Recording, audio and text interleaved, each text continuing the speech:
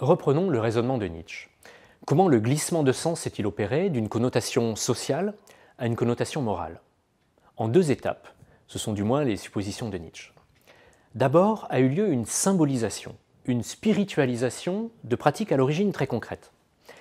Cette spiritualisation a été le fait de la caste dominante qui très souvent exerçait un pouvoir non seulement politique mais aussi religieux, sacerdotal.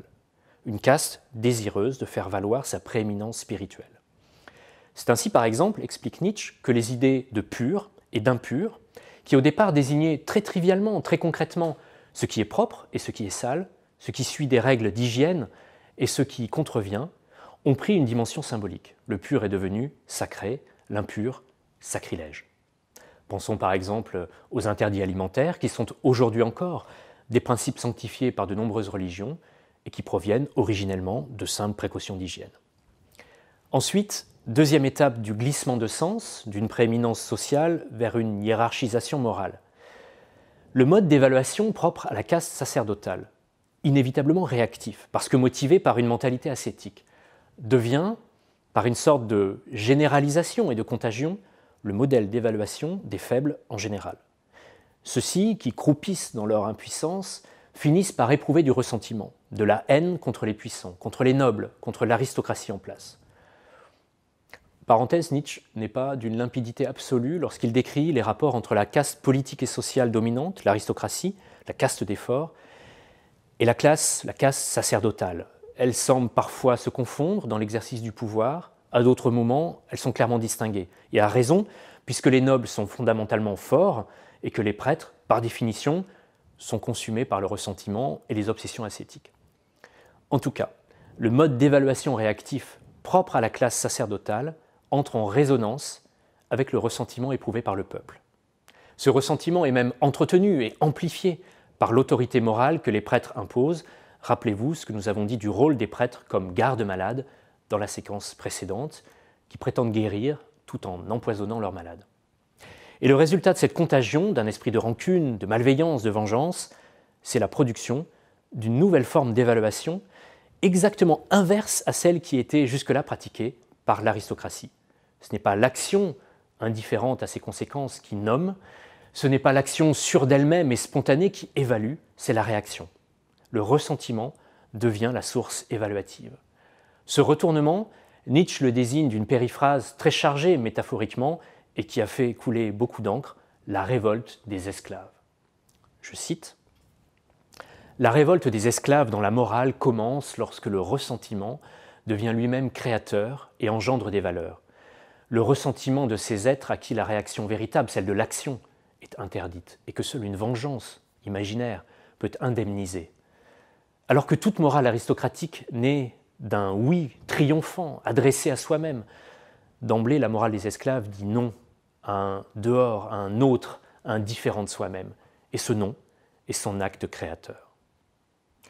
Les jugements de bons et de mauvais formulés par les faibles vont dès lors devenir le schème de toute mentalité ascétique, de tout idéalisme moral, philosophique ou religieux, et concrètement de la morale chrétienne dont nous sommes les héritiers. Le but de Nietzsche est donc de dévoiler la généalogie du bon qui est honorée au sein de notre culture et de montrer que derrière cette prétendue bonté se dissimule de la jalousie, de l'hostilité, de la haine. On comprend dès lors les questions rhétoriques que pose Nietzsche dans l'avant-propos de la généalogie de la morale. Je cite, « Le bon a-t-il une valeur supérieure à celle du méchant ? Supérieure dans le sens de la prospérité de l'homme en général, de l'avenir de l'homme ? Et si c'était l'inverse ? Et s'il y avait chez le bon également un symptôme de régression, un danger, une séduction, un poison, un narcotique ? Et c'est parce qu'il est obnubilé par la nécessité de garantir des formes d'existence qui favorisent la vie, qui favorisent son épanouissement, son expansion, que Nietzsche soutient sans aucun remords des modèles d'organisation sociale fortement hiérarchisés, où une caste d'hommes de rang supérieur, des nobles, des aristocrates, commande aux autres et impose ses jugements moraux.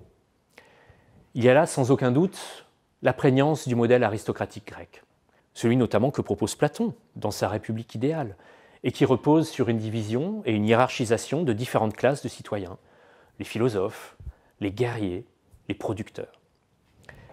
Cette organisation hiérarchisée de la société est justifiée, selon Nietzsche, par le fait qu'elle correspond à un ordre naturel.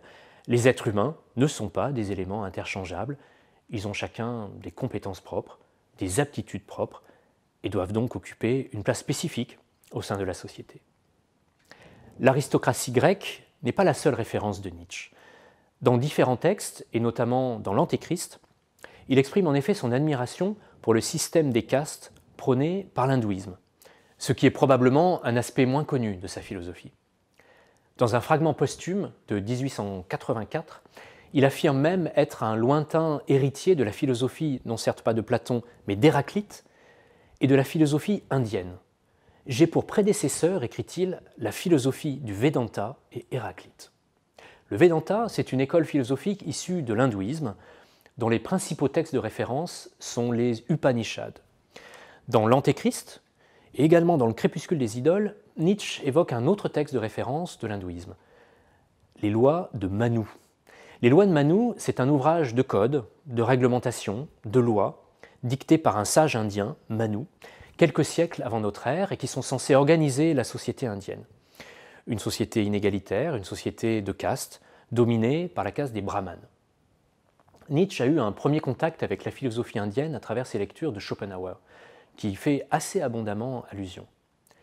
Mais c'est surtout par son ami Paul Deussen, condisciple du lycée de Pforta, et devenu dans les années 80 l'un des plus grands spécialistes de la culture indienne, qu'il a pu approfondir sa connaissance de cette philosophie. Deussen a notamment publié en 1883 une étude intitulée « Le système du Vedanta ». Nietzsche est séduit par une culture et une philosophie millénaire qui assument l'inégalité naturelle des êtres humains et qui en déduit une répartition des individus en différentes castes. Pour lui, ce type d'organisation hiérarchique, dans laquelle, dit-il, les classes nobles, les philosophes et les guerriers gardent la haute main sur les masses, est éminemment souhaitable. C'est une législation d'avenir. La hiérarchie entre les hommes et le système de caste peuvent heurter notre morale et notre sensibilité, toutes deux imprégnées d'égalitarisme chrétien. Pourtant, c'est cette structure inégalitaire qui permet, selon Nietzsche, l'épanouissement de la vie, ce qu'il formule sous forme de paradoxe. Nous pouvons poser en principe que pour faire une morale, il faut délibérément vouloir son contraire. Autrement dit, ce qui nous paraît immoral, à nous Européens, à nous chrétiens, à nous modernes, puise pourtant à une source axiologique profondément saine, renvoie à des types de jugements et d'évaluation foncièrement féconds. Je cite pour finir un extrait de l'Antéchrist. L'ordre des castes, la loi supérieure et dominante, n'est que la sanction d'un ordre naturel, d'une loi naturelle de premier rang qu'aucune volonté arbitraire, nulle idée moderne ne saurait renverser. Dans toute société saine, on distingue trois types psychologiques gravitant différemment mais soumis l'un à l'autre, dont chacun a sa propre hygiène, son propre domaine de travail, son propre sentiment de perfection et de maîtrise. C'est la nature et non Manu qui sépare les hommes de prépondérance intellectuelle et ceux de prépondérance musculaire et de tempérament fort, et ceux qui ne se distinguent par aucune prépondérance, les troisièmes, les médiocres.